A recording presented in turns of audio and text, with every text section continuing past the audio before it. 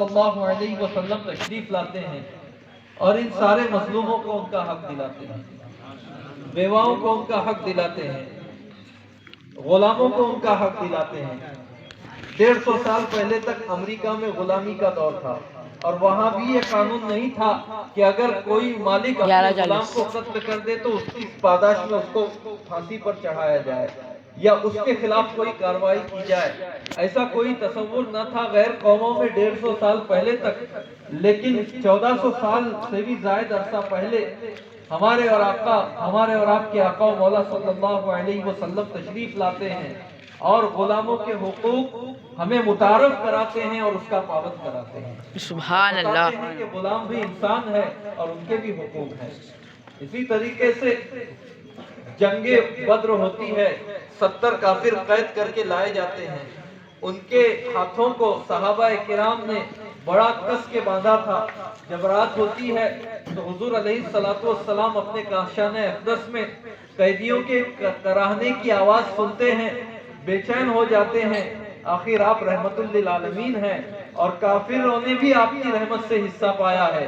حضور علیہ السلام حکم دیتے ہیں کہ قیدیوں کے بندھنوں کو ڈھیلا کیا جائے تاکہ آرام سے وہ رات بسر کر سکیں۔ اسی طریقے سے عورتوں کے معاملے میں، بچوں کے معاملے میں حضور علیہ السلام نے قوانین متعارف کرائے اور اللہ نے جو احکام نازل فرمائے دنیا والوں کے سامنے پیش کیے۔ اس طریقے سے بچیوں کو زندہ درگور کرنا بند ہو گیا اور انتہائی سنگین جرم یہ قرار دے دیا گیا۔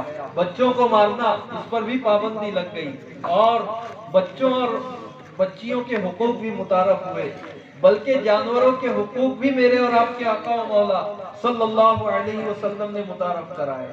وہ نبی جو جانوروں کے حقوق متعارف کرائے اور جانوروں کے حقوق سکھائے اور جانوروں پر ظلم ہونے سے بھی دنیا والوں کو روکے، اس رسول ذیشان کا انسانیت پہ سوچئے پھر کتنا بڑا احسان ہوگا۔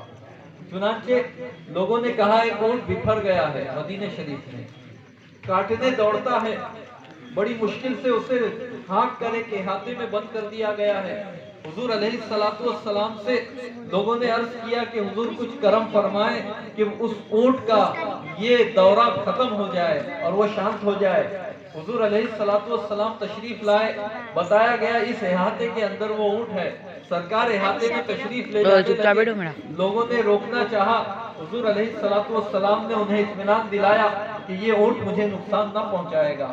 جب قریب گئے تو اونٹ نے اپنی گردن جھکائی اور اپنا منہ حضور علیہ السلام کے مبارک کانوں کے قریب لے گیا اور سرگوشی کے انداز میں کچھ آوازیں نکالی۔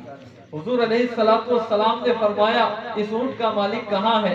اونٹ کا مالک حاضر آیا، ارشاد فرمایا یہ اونٹ تمہارے بارے میں شکایت کر رہا ہے کہ تم اس سے کام زیادہ لیتے ہو اور کھانا کم دیتے ہو، لہٰذا آئندہ اس کی طاقت سے زیادہ کام نہ لو اور اسے برابر پیٹ بھر کھانا دیا کرو۔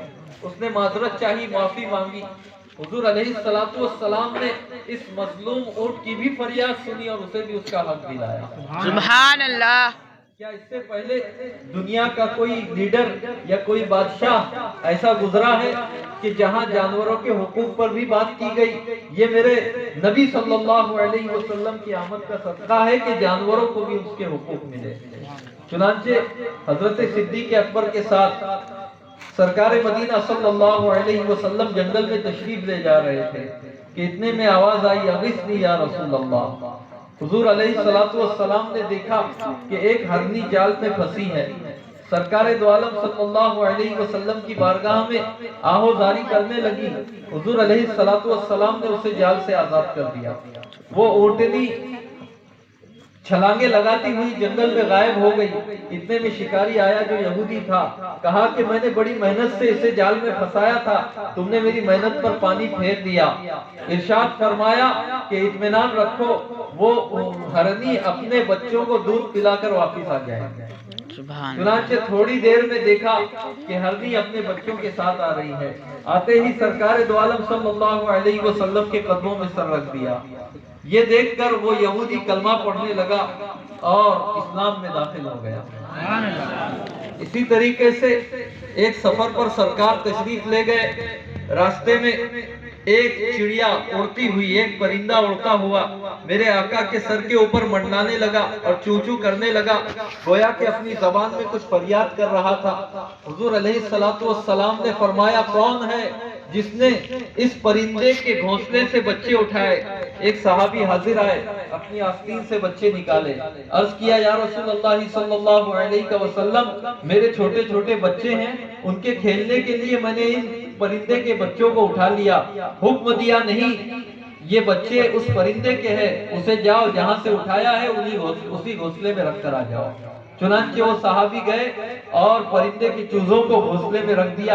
اس طریقے سے میرے نبی نے پرندے کی بولی بھی سمجھی اور اس کی فریاد سنی اور اس کو انصاف دلایا۔ اس لیے بریلی کے امام نے فرمایا ہاں یہی کرتی ہے چڑیا فریاد، ہاں یہی چاہتی ہے ہر نیداد، اسی در پر شترانے ناشاد گلہ رنج و عنا کرتے ہیں۔ سبحان اللہ۔ حضور علیہ السلام کی بارگاہ ہے کہ انسان تو انسان ہے، جانور بھی فریاد لے کر جاتے ہیں اور ان کو بھی انصاف ملتا ہے اور انہیں بھی مظلوم ظالم کے ظلم سے چھٹکارا ملا کرتا ہے، یہ وہ بارگاہ ہے۔ تو انسانوں کو تو بہت زیادہ نوازا، اس کا کوئی شمار ہی نہیں ہے۔ میں مثال دے رہا ہوں کہ جانوروں کو بھی اس بارگاہ سے انصاف ملا تو